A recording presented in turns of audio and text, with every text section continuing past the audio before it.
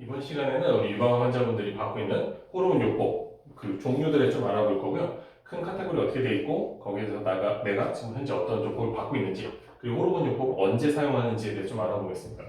기본적으로 크게 세 가지로 보시면 됩니다. 그 전제 조건으로 호르몬 요법을 하려면 아까 제가 그 호르몬 그 요법, 그러니까 유방암과 호르몬 관계에서 기본적으로 알려드렸듯이 에스트로겐 양성이 나와야 됩니다. 이걸 전제 조건으로 시작하는 겁니다.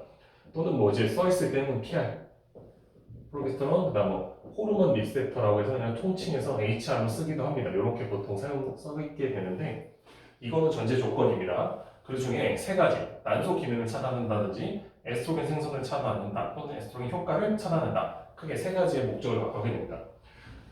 기본적으로 에스트로겐은 난소에서 나오는 겁니다. 뭐 꼭 난소에서 나오는 건 아니지만 말초에서도 나오고 뭐 피부에서도 나오고 간이나 이런 데서 생성이 됩니다.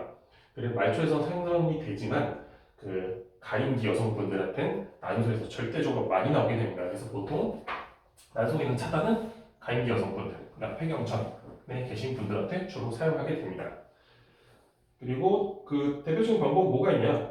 그러면 난소 기능을 차단하는 방법은 난소를 절제하는 방법, 메카적인 방법이 하나 있고, 두 번째로 방사선초에서 난소 세포를 죽이는 방법이 있습니다. 세 번째로, 근데 문제는 이게 한번 다 차단하고 나면 영구적으로 사용할 수 없기 때문에 가임기 여성분이라든지 임신을 준비하고 있는 경우에 당연히 불가능하겠죠. 그래서 약물이 나와요. 그 주사제로 있는데 우리가 잘 알고 있는 이제 그 졸라덱스, 뭐 고셀레린, 뭐 류프로라이드라고 해서 그 주사제로 있는 것들이 현재 나와 있습니다. 이거는 그럼 어떻게 작용을 하느냐?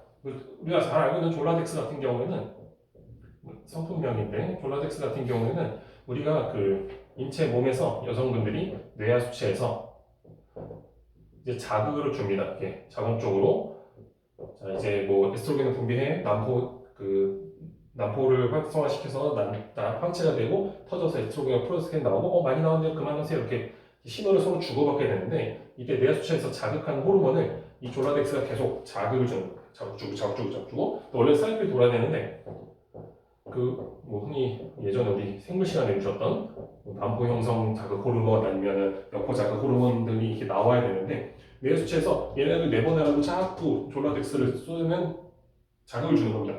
당연히 초반엔 LH, SH 높아집니다. 근데 문제는 계속 주면 뇌 수치에서 짜증나서 안 하는 겁니다. 계속 자극을 주다 보니 지쳐서 이제 더 이상 자극 호르몬을 내보내지 않게끔 해서 난소가 더 이상 기능을 하지 못하게끔 억제시켜주는 방법이 이제 이 졸라덱스 같은 약이 포함되게 됩니다. 그러고 나면 이제 그래 난소에서 나오는 건 이제 끝났어 라고 생각하시고 그 다음에 난소에서 나온 에스트로겐이 어쨌든 나왔으면 얘를 어떻게 할까? 에스트로겐이 어디 가서 그 암세포 조직에 들러붙으면 이제 암세포가 활성화가 될 건데 그러면 여기 난소까지는 못하겠고 남소에서 나오는 에스트로겐을 한번 차단시켜 볼까?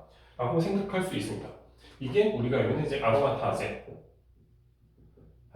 그 이니비터라고 해서 억제제 우리가 알고 있는 마리미텍스 아니면은 페마라 이런 것들이 여기 포함하게 됩니다. 이게 어떻게 생성되는 거냐면 원래 남성 호르몬이 안드로겐에서 아로마화라고 하는데 아로마화 작업을 통해서 에스트로겐이 형성이 됩니다. 그래서 생성이 되는데 이 아로마화를 할 때 아로마타제라는 그 효소를 차단시키는 겁니다. 얘를 날려버리면 이 아로마화가 진행이 안 되고 진행이 안 되니까 에스트로겐이 형성이 안 되는 겁니다. 그런 단계를 통해서 이 에스트로겐 형성을 차단하는 걸 아로마타제 억제제라고 합니다. 아로마타제 같은 경우에는 뭐 생성을 억제하고 또 중요하지만 보통 폐경 후에 많이 씁니다.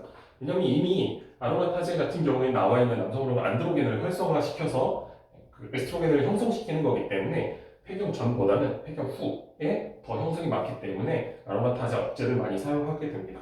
여기 가장 대표적인 거는 뭐 비스테로이드성 아로마타제라고 해서 이제 일시적, 그러니까 약 먹는 동안에만 억제하는 방법이 되는데 이런 경우가 이제 우리가 알고 있는 아니미덱스 아니면 페마라가 되고 스테로이드성 이제 영구적으로 이제 누글러 버리는 것 같은 경우에는 아로마신이라는 약제, 성분명은 원래 엑셀메스탄이라고 하는데 이런 약제들을 사용하게 됩니다.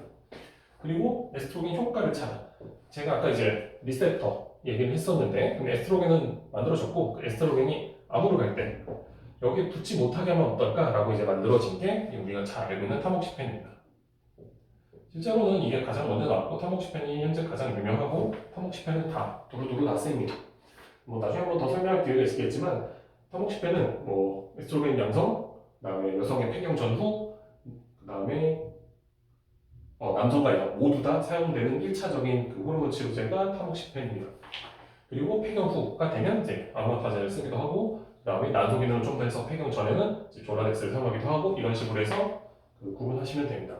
어쨌든 중요한 건 뭐 우리가 약을 쓸 건 아니니까 타모xifen은 그 기본적으로 에스트로겐이 여기 유방암 세포가 이렇게 있으면 나 세포 이렇게 있는데 타모xifen 원래는 여기 와서 에스트로겐이 붙어서 얘를 활성화시켜야 되는데 이 리스셉터에 타모xifen 분자가서 붙는 겁니다. 짠 해서 야 너 붙지 마라고 만들어 버리는 게 타모xifen이 하는 일이고, 타모xifen은 좀 재미있는 게 유방암에서 유방암 세포에 가서 방해를 하지만 거꾸로 뼈랑 자궁에 가서는 에스트로겐 일을 역할을 오히려 대신 해준다고 하면 이게 가짜 에스트로겐 역할을 하기 때문에 에스트로겐의 그 수용체 역할을 해주기 때문에 그 자연스럽게 수용체에 붙어서 에스트로겐처럼 거꾸로 역할을 해주는 역할을 또 한다고 합니다. 그래서 원래는 왜냐하면 이게 그 에스트로겐이 계속 억제되면 뼈 같은 게 약해질 가능성이 커지기 때문에 이렇게 보면 되고, 그래서 단점이 뭐냐면 타모xifen 나중에 부작용을 한번 보겠지만 자궁에 자극 주기 때문에 자궁 내막증이 생깁니다.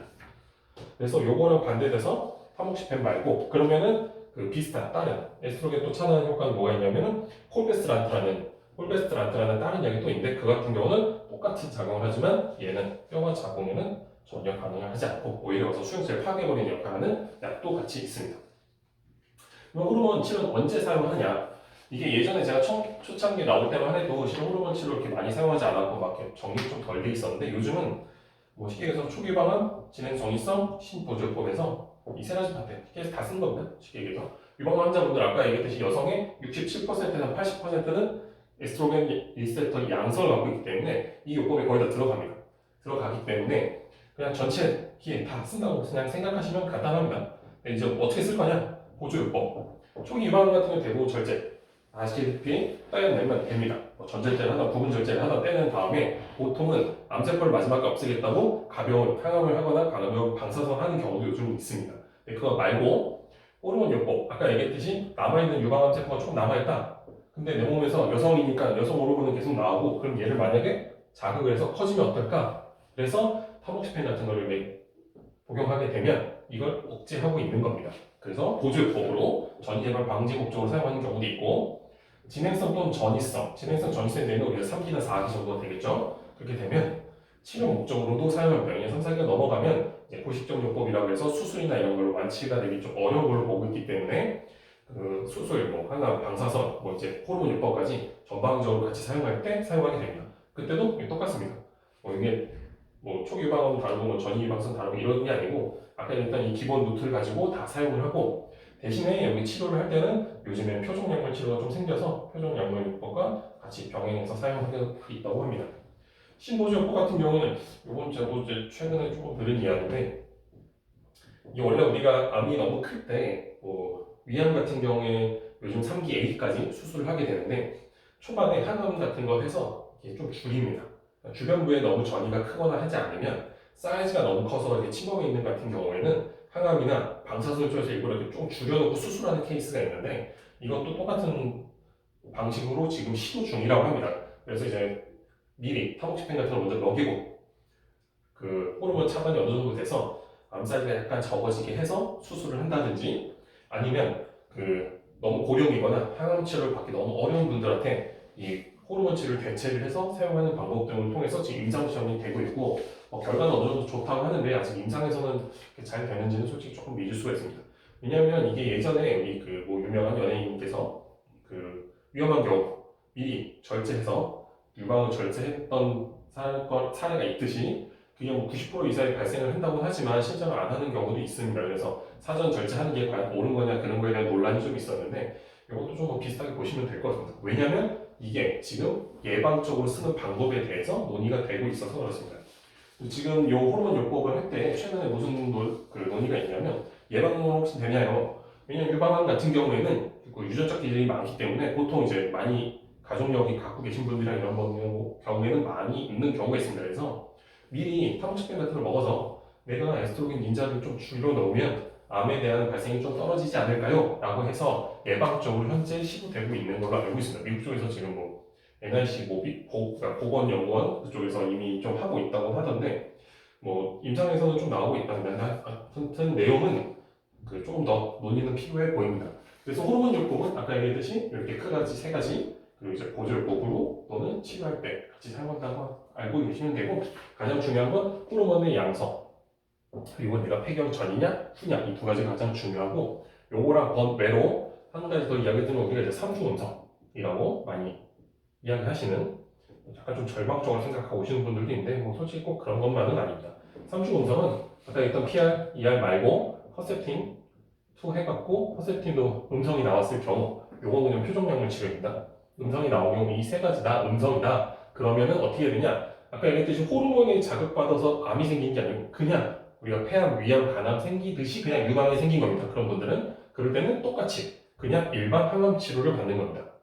그렇게 일반 항암 치료를 받게 되면 보통 이제 뭐 도세탁셀 같은 거를 많이 받게 되는데 그렇게 되면 그 이제 우리가 뭐 머리 빠지는 항암제, 많이 뭐 구토하는 항암제 이런 것들이 나오게 됩니다. 그래서 항암 치료 받게 되는데 뭐 호르몬 치료도 마찬가지입니다. 하다가 안 되면 항암 치료 받습니다. 그러니까 뭐 꼭 3주 운선 뭐 큰일 났어 이렇게 생각하시지 마시고 차근차근히 내 몸 지켜가면서 항암을 잘 진행하신다고 하면 좋은 결과 있으실 겁니다.